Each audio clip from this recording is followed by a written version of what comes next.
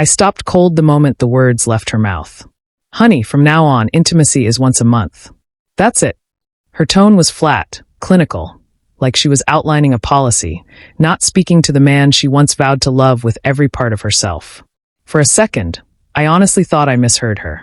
The hum of the fridge, cars passing outside, the heavy quiet pressing into the room. It all made her statement feel unreal. But she held my gaze across the kitchen table, expression steady, voice calm, as if she was reminding me about recycling day. My chest tightened. What did you just say? Her eyes flickered briefly before settling again. I need space. Balance. Once a month is enough for me. Enough. The word clanged around in my head like shattered glass. I stared at her, trying to recognize the woman sitting in front of me. The woman I held on our wedding night, who used to pull me close in crowded rooms, who used to laugh because I couldn't keep my hands off her. Now she spoke about intimacy like it was a chore on a to-do list. A bitter laugh escaped me. So that's what we are now, a monthly appointment? Like a dentist checkup? Don't be dramatic, she replied, calm in a way that felt rehearsed. Dramatic? I felt heat crawl up my neck. We're married. This is not. I stopped, swallowing against the dryness in my throat. This isn't a marriage. She lifted her hand slightly, as if trying to smooth the tension between us. Calm down. I just need. And something inside me snapped. Then I need a divorce. The words slipped out faster than I could catch them. They hung between us, heavy and dangerous. She froze. Her lips parted, eyes widening like I had ripped open a curtain she'd been hiding behind. Then she breathed out slowly, soft, measured. Hey, calm down. I need you to understand. Understand what? Her voice cracked. Not much, but enough to reveal the first fracture in her composure. I need you to understand that I'm not empty, that I'm not cold, that I've already given more of myself than I ever thought I could. The room tilted. My heartbeat slammed in my ears. Something in the way she said it, like a confession disguised as justification, ignited dread in my gut. Given. My voice shook. Given to who? Her eyes darted away. That tiny, guilty flicker, gone almost instantly, was all it took. The air turned toxic. The walls felt like they were shrinking. My mind flashed to the night she came home late, saying she had to stay at work. The sudden distance over dinner. Her phone being locked, flipped face down. All the red flags I smothered under trust. My chest hollowed. You're seeing someone. Her silence screamed louder than any answer. It felt like the ground disappeared under me. How long? I whispered, my voice fractured.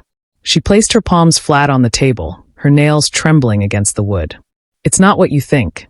A sharp, ugly laugh tore out of me. It's exactly what I think. God, how long? Her lips parted, but no sound came out. Her eyes filled, not with the remorse that begs forgiveness, but with the acceptance of something she'd already surrendered to. That was worse. So much worse. I sank into my chair, burying my head in my hands. The kitchen felt suffocating. Every overlooked moment came rushing back. The way she slipped off her wedding ring when she cooked, the faint traces of perfume that wasn't hers, wasn't mine. And I remembered the night I kissed her cheek and whispered, I love you, while she stared at her phone with a tiny secret smile. I wanted to scream, destroy something, crawl out of my own skin. But all that came out was a hollow whisper. Why? Her voice cracked brittle. Because I felt alive again. Wanted. Not invisible. Invisible. The word carved through me. Had I made her feel unseen? Or had she simply stopped wanting what we had? I stood, pacing the kitchen, gripping the counter until my knuckles throbbed. The tile felt freezing under my feet. My reflection in the window looked like a stranger, wide-eyed, jaw-locked, a man I barely recognized. You could have told me, I finally said, voice fraying. You could have yelled, cried, begged for more, anything. Instead, you gave yourself to someone else. She crumpled into her hands, her sobs muffled. I didn't mean to fall. I didn't plan any of it. But she never denied it. Not once. I stared at her. The woman I built a life with, the woman I thought I knew down to her bones, and realized she'd been gone long before tonight. The clock ticked relentlessly on the wall, every second slicing through the silence. I thought of our vows, our years together, the home we made, and how fast it all unraveled with a single sentence at a kitchen table. I finally understood. The worst betrayal isn't when someone leaves. It's when they stay, but their heart is somewhere else. I drew a shaky breath, my chest heavy as stone. Then it's over. Her sob hitched. She looked up with mascara-streaked cheeks, eyes wide with fear and regret. Don't say that, she whispered. Please, we can fix this. I shook my head slowly, tears stinging my eyes. You broke something that doesn't heal. She reached for me, desperate, but I stepped back.